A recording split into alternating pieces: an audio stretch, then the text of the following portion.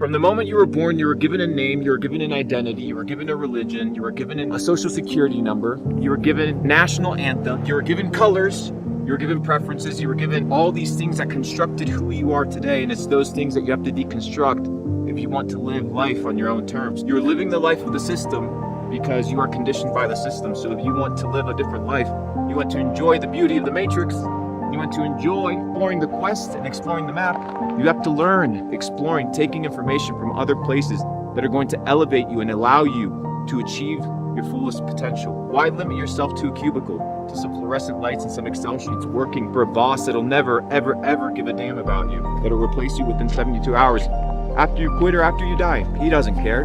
You're just a human resource. The department says it itself, right?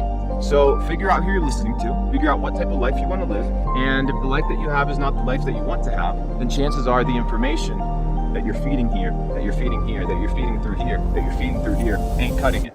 Take responsibility, take ownership for your life, and if you're not here with us, what are you doing? Get your shit together, brother.